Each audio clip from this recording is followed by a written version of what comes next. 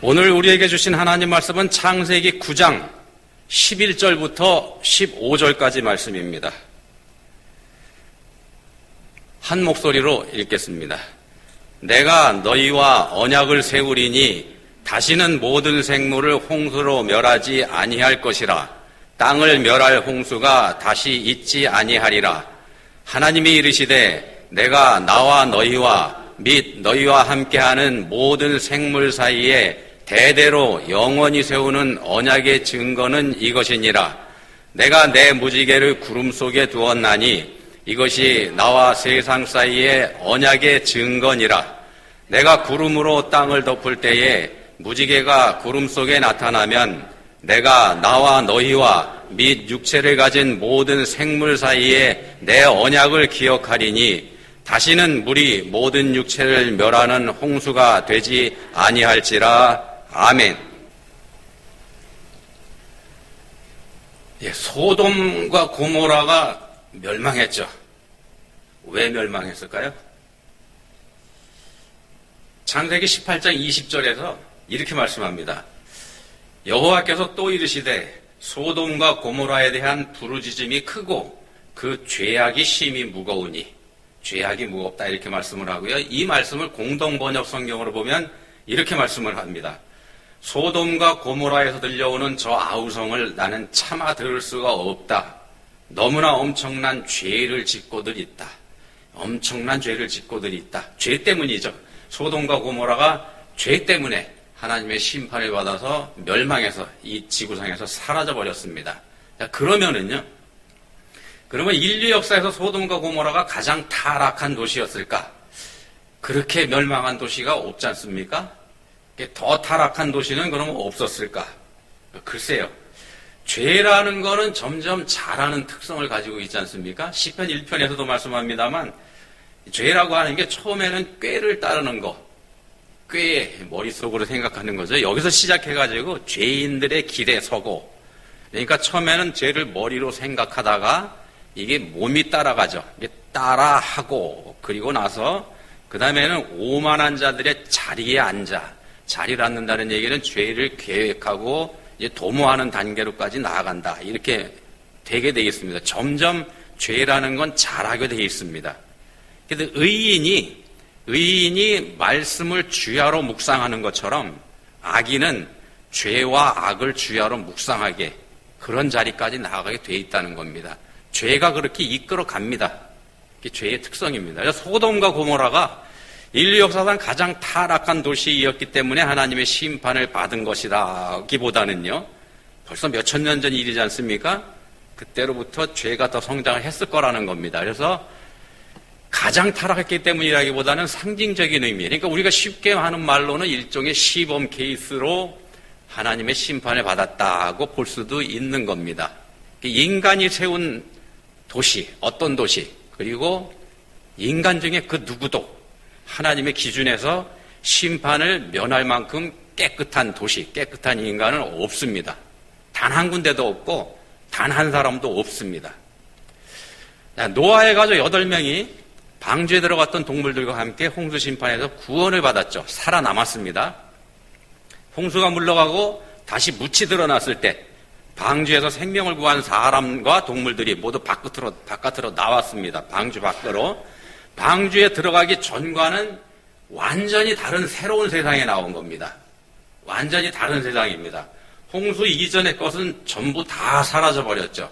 온 세상은 물로 완전하게 씻어서 새롭게 엎어놓은 상태, 완전히 달라진 상태에서 모든 것을 새롭게 시작해야 되는 그런 전혀 다른 세상에 이 사람과 짐승이 나오게 된 겁니다. 자, 그렇게 완전히 새로운 세상에 던져진 노아의 가족들, 그리고 그들과 함께한 모든 생물들에게 하나님께서 약속해 주십니다. 본문 11절 말씀입니다. 내가 너희와 언약을 세우리니 다시는 모든 생물을 홍수로 멸하지 아니할 것이라. 땅을 멸할 홍수가 다시 있지 아니하리라. 물론 국지적이고 부분적인 홍수는 있습니다. 그것조차 없다 그러면 사람들이 홍수라는 것조차 모를 테니까는요. 국지적이고 부분적인 건 있습니다만 온 세상을 전부 물에 담가버리는 노아 홍수 심판 같은 그런 심판은 다시는 없을 거다. 이렇게 약속을 하시는 겁니다. 구름 사이에 무지개를 그 약속의 증거로 주십니다. 무지개라고 하는 건 구름 사이에 해가 보일 때, 해가 있을 때, 그럴 때 생기는 거지 않습니까? 홍수 심판 초기에 40일 동안 비가 내렸다 이렇게 되어 있는데 그 40일 동안에는 하늘을 온통 구름이 덮었을 겁니다. 해가 안 나타났겠죠. 그래서 해가 보이지 않는다는 얘기는 비가 계속 온다는 얘기인데 해가 보인다는 얘기는 비가 그칠 거라는 얘기입니다. 그걸 보여주시는 거죠. 그러니까 비가 그칠 거다. 홍수로 세상을 덮어버리지 않을 거다. 이런 증거를 무지개를 통해서 하나님께서 보여주시겠다고 약속을 하시는 겁니다. 이 무지개 언약에 하나님의 사랑이 담겨 있습니다. 무지개 언약이 하나님의 사랑의 표시입니다. 비록 모두를 벌하는 심판을 하나님께서 행하셨지만 하나님께서는 여전히 이 세상을 사랑하시기 때문에 이 세상을 포기하지 않으신다는 그런 의미가 이 무지개 언약에 들어가 있는 겁니다. 그래서 무지개는 우리 인간을 향한, 세상을 향한 하나님의 사랑의 고백입니다. 오늘 이 무지개 언약에 담긴 의미 한번 생각해 보겠습니다. 소돔과 고모라가 심판을 받은 건 죄 때문이다 이렇게 말씀드렸습니다. 근데 심판이 집행되기 직전에 하나님과 아브라함이 대화를 나누죠. 그 두 분이 나눈 대화의 마지막 말씀이 창세기 18장 32절인데 이렇게 되어 있습니다. 아브라함이 또 이르되 주는 노하지 마옵소서 내가 이번만 더 아뢰리이다. 거기서 신명을 찾으시면 어찌하려 하시나이까. 이르시되 내가 신명으로 말미암아 10명으로 말미암아 멸하지 아니하리라. 기회가 있었습니다만 의인 10명이 없었던 게 소돔이 이 땅에서 사라져버린 결정적인 이유가 됐다는 말씀입니다. 소돔이 망한 결정적인 이유, 의인 10명이 없어서입니다. 의인이 없을 때 도시가 망합니다. 심판을 피하지 못하게 되는 거죠. 사람이 중요하다는 말씀입니다. 사람입니다.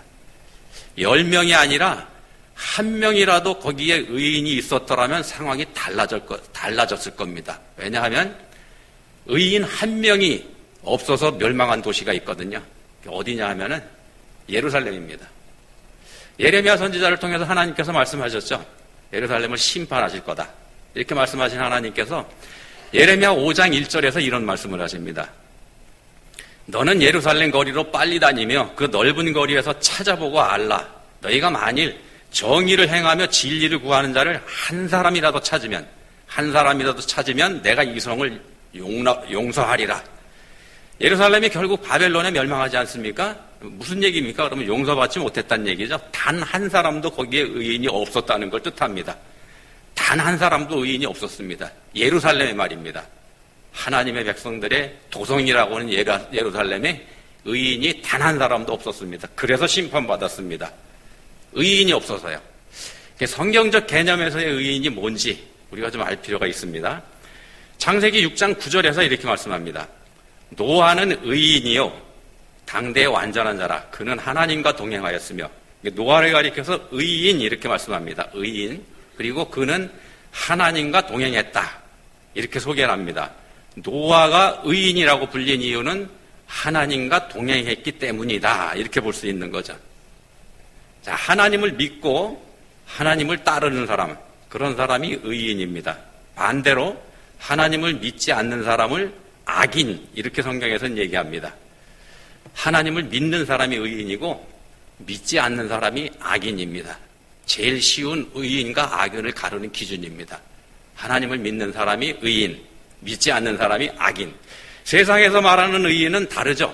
착한 일 많이 하는 사람이 의인이고 악인은 나쁜 짓 하는 사람, 이렇게 얘기합니다만 세상의 그 선과 악이라고 하는 기준이 때와 상황에 따라서 오락가락하지 않습니까? 그래서 그건 온전하지 못합니다. 기준을 정하는 사람에 따라서 또 왔다 갔다 하기도 하고 다르기도 하고, 예를 들면 A라는 사람이 있을 때 그 A라는 사람을 B라는 사람은 좋은 사람 이렇게 얘기하는데 C라는 사람은 반대로 얘기할 수도 있는 겁니다. 기준에 따라서 달라지죠. 절대로 변하지 않는 성경에서의 의의 기준, 하나님이 가지고 계신 겁니다. 하나님이 기준을 가지고 계십니다. 기준은 하나님 거고 기준을 세우시는 분 하나님이고, 우리 인간이 하나님께 범죄했다는 거, 에덴 동산에서 범죄예요. 그게 바로 그 기준을 자기가 갖겠다고 덤벼든 겁니다. 선악의 기준을 내가 정하겠다. 그게 바로 하나님이 된 겁니다. 우리 인류가 지은 죄가 바로 그거죠. 선과 악의 기준을 자기가 정하다 보니까는요, 어디까지 갔는가? 이제는 내가 남자인지 내가 여자인지 그것도 내가 정하겠다. 그 덤비는 시대까지 지금 와버렸습니다. 바로 그런 겁니다. 하나님이 정해주신 걸 인정하지도 않고 받아들이지도 않는 것. 그게 바로 죄입니다. 노아가 하나님과 동행했다는 건 그가 하나님을 믿고 그 하나님을 따랐다는 걸 뜻합니다. 홍수 심판을 예고하시면서 하나님께서 방주를 지으라고 명령하셨을 때 순종했습니다. 말씀하신 하나님을 믿었기 때문에 그렇게 할 수 있었던 거죠. 그래서 그가 의인입니다. 근데 노아는 의인이요 라는 말씀을 창세기 6장 9절에서 한다고 말씀드렸는데요. 바로 앞에 있는 8절에 의미심장한 말씀이 하나 있습니다. 이렇게 말씀합니다. 그러나 노아는 여호와께 은혜를 입었더라. 노아는 여호와께 은혜를 입었더라. 하나님께서 땅 위에 사람 지으셨음을 한탄하시면서요, 내가 창조한 사람을 내가 지면에서 쓸어버리되 사람으로부터 가축과 기는 것과 공중의 새까지 그리하리니 이는 내가 그것들을 지었음을 한탄함이니라는 말씀에 이어서 하신 말씀이 그겁니다. 그러나 노아는 여호와께 은혜를 입었더라. 그리고 그 말씀에 이어진 게 바로 노아는 의인이요 이런 표현입니다. 노아는 의인이요. 노아는 의인이요 당대의 완전한 자라. 그는 하나님과 동행하였으며. 자, 노아가 의인인 이유는 바로 하나님께 은혜를 입은 사람이기 때문이라는 겁니다. 노아가 의인인 이유, 하나님께 은혜 입은 사람이기 때문입니다. 성경에서 말씀하는 의인이란 건 하나님 믿고 하나님 따르는 사람인데 그런 사람이 될 수 있는 게 하나님의 은혜라는 말씀입니다. 하나님의 은혜로 그렇게 됩니다. 노아가 의인이라고 불리게 된 건 여호와께 은혜를 입었기 때문입니다. 인간적으로 보면 이 노아라는 사람도 결코 의로운 사람일 수가 없습니다. 본문에 이제 무지개 언약에 대해서 말씀합니다만 이 무지개 언약 말씀에 이어서 나오는 노아의 모습을 보면은 노아가 결코 의로운 사람이 아니라는 걸 성경에서 보여줍니다. 본문에 이어서 곧바로 그걸 보여줍니다. 방주에서 나온 후에 노아가 중대한 실수를 저지르지 않습니까? 술에 취해서 벌거벗은 채로 잠을 잡니다. 그걸 작은 아들 함이 보죠. 함이 보고 그걸 조롱을 합니다. 그랬더니 그 사실을 알게 된 노아가 그 둘째 아들 함을 저주합니다. 이게 뭡니까? 자기가 잘못한 걸 아들한테 떠넘기는 거죠. 근데 저주를 하는데 아들 함을 직접 저주하는 것도 아니고요. 함의 아들을 저주합니다. 자기 손자죠. 이게 사실은 이게 더 치사하고 더 끔찍한 짓입니다. 그런 저주를 퍼붓는데 이렇게 합니다. 가나안은 저주를 받아 그의 형제의 종들의 종이 되기를 원하노라. 이게 할아버지가 아들과 손자한테 퍼분 저주입니다. 노아라는 사람이요. 노아가 우리에게 생각하는 세상적인 의인이었다면 결코 이렇게 할 수가 없죠. 이렇게 못합니다. 그도 여전히 불완전한 인간이고 그저 죄인일 수밖에 없다는 걸 성경이 바로 보여주는 겁니다. 무지개 언약에서 바로 그 장면을 보여줍니다. 이게 뭡니까?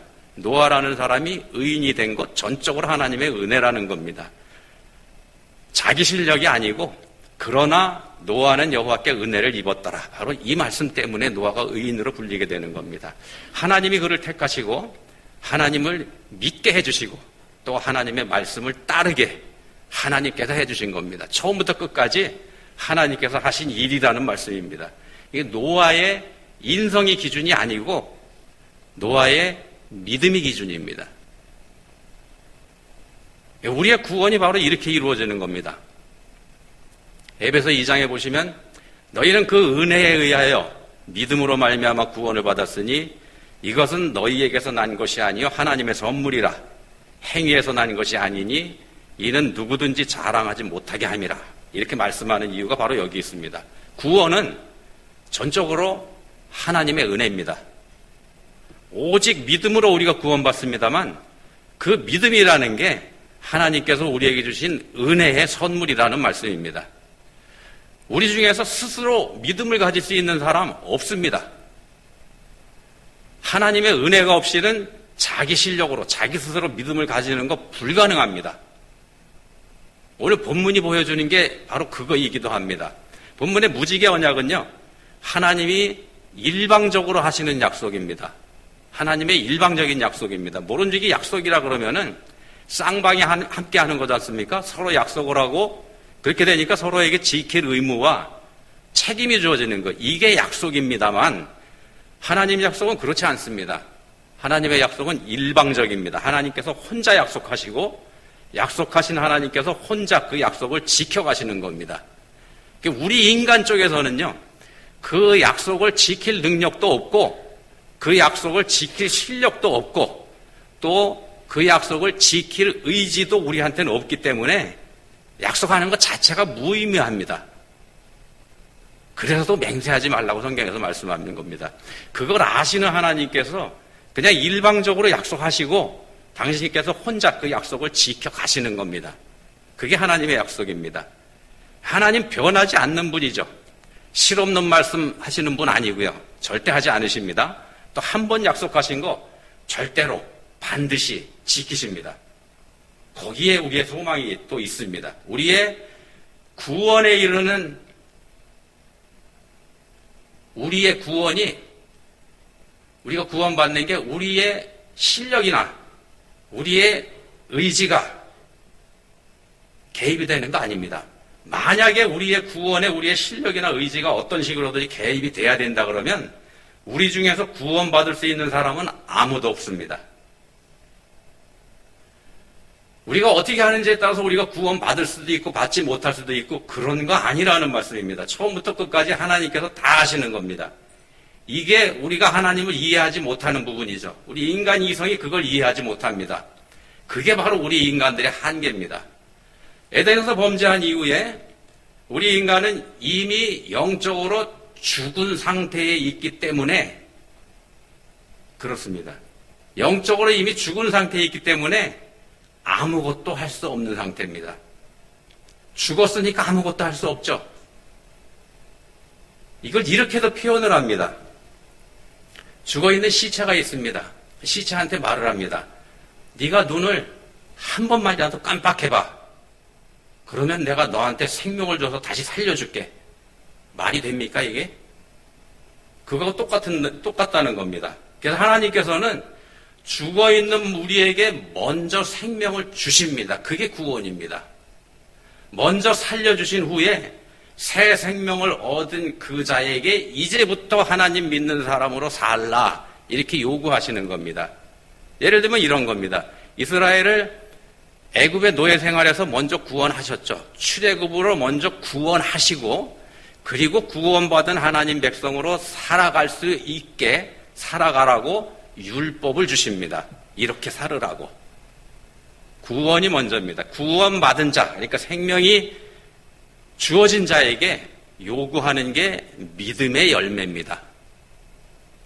우리가 성령의 열매라고 하는 거 있죠. 사랑과 희락과 화평과 오래 참음과 자비와 양선과 온유와 절제, 충성. 이거는 그렇게 생명을 얻은 사람에게서만 볼 수 있는 겁니다.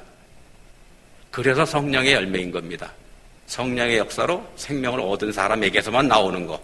성령의 도우심으로 구원받은 사람에게서 나오는 게 성령의 열매입니다. 그래서 이건 자기 실력으로 맺을 수 있는 열매가 아닙니다. 성령께서 구원받은 사람을 통해서 맺으시는 거죠. 성령의 열매입니다. 이걸 순서를 바꿔가지고서요. 거꾸로 먼저 네가 성령의 열매를 맺어야 구원받을 수 있다. 이렇게 하면은요. 그렇게 얘기하면 그건 성경도 아니고 그건 기독교도 아닙니다. 오늘 본문에서 그래서 강조되고 있는 단어가 바로 나입니다. 나, 하나님. 하나님께서 당신 자신을 강조하십니다. 11절에서 내가 이렇게 시작을 하죠. 12절에도 보시면 내가, 나와 이렇게 말씀하고요. 13절에서도, 14절에서도 그리고 15절에서도 모든 절에서 내가, 나 이 말씀을 강조하시는 이유가 바로 여기 있습니다. 하나님께서 약속을 세우시고 하나님께서 약속을 지키시고 하나님께서 모든 걸 완성하시겠다는 하나님의 의지의 표현이 담긴 말씀이 바로 오늘 본문 말씀입니다. 구원은 오직 믿음으로 됩니다만 그 믿음은 하나님께서 우리에게 은혜로 주시는 선물입니다. 결국 하나님께서 다 하신다는 말씀입니다. 왜 이렇게 하나님께서 혼자 일방적으로 다 하실까? 우리 인간한테는 기대할 게 없기 때문입니다. 우리에게서는 선한 게 나올 수가 없기 때문에, 죄 때문에 영적으로 죽어있는 상태가 됐기 때문에 죽은 시체라는 말씀입니다. 거기서 뭐가 나오겠습니까? 그래서 하나님께서 혼자 약속하시고 혼자 이루시는 겁니다. 죽은 시체인 우리를 사랑하시기 때문에. 하나님께서 선한 일을 할 수 있게 우리한테 해 주실 때, 우리가 할 수 있게 해 주실 때, 그때 비로소 우리한테 소망이 생깁니다. 노아가 바로 그런 은혜를 입은 사람입니다. 여전히 불완전하고 심지어 자식을 심하게 저주하는 대책 없는 인간이지만 하나님께서는 그런 노아에게 은혜를 입혀주셨고 그리고 그를 의인이라고 불러주시는 겁니다. 우리가 그렇게 구원받습니다. 예수님의 십자가가 바로 그런 겁니다. 대책 없는 우리를 하나님께서 택하시고 하나님께서 부르셔서 예수 그리스도의 은혜로 우리를 입혀주시는 겁니다. 그렇게 예수 그리스도로 옷 입은 우리를 의롭다고 인정해 주시는 겁니다. 우리는 여전히 대책 없지만 노아처럼 말입니다. 하나님께서는 우리를 덮으신 의로우신 예수님을 통해서 우리를 보시면서 그 예수님 때문에 우리를 의롭다고 인정해 주시는 겁니다. 인정해 주시는 겁니다. 우리가 의로운 게 아니고. 그렇게 구원받은 우리의 도리는요, 우리가 구원받았으니까 우리한테 당연한 도리가 생기겠죠. 우리의 도리는 우리를 감싸고 계시는 예수 그리스도 우리 주님께 하나님 말씀에 순종하는 겁니다. 믿음으로 순종하는 것. 내 실력 보여주겠다면서 덮고 계신 예수님 뿌리치는 것. 그게 바로 악한 짓입니다. 소돔이 멸망한 이유도, 예루살렘이 멸망한 이유도 의인 한 사람이 없었기 때문입니다. 하나님의 은혜를 거부한 자들만 거기에 살고 있었습니다. 은혜를 거부하면 우리도 다를 게 하나도 없다는 말씀입니다. 하나님은 그런 우리를 위해서 당신을 십자가에 내주셨습니다. 우리를 그만큼 사랑하시고 우리를 그만큼 소중한 존재로 여기시는 겁니다. 하나님이 하나님이 여러분을 생명까지 주시면서 사랑하십니다. 그 은혜를 받아들이는 게 믿음입니다. 기도하시겠습니다. 하나님 아버지, 저희는 그저 저희 자신의 욕심을 위해서 살고 저희의 생각이 여전히 옳다 이렇게 주장하면서 살고 있습니다. 그런 저희가 무엇이기에 소중하게 여겨주시고 그런 저희를 왜 사랑해 주십니까? 이제는 겸손히 머리 숙여 믿음까지 거저주셔서 구원에 이르게 하신 하나님의 은혜 기뻐하고 찬양하며 주님과 동행하는 진실한 주의 자녀로 저희가 살 수 있게 해주시기 원합니다. 예수님 이름으로 기도합니다. 아멘.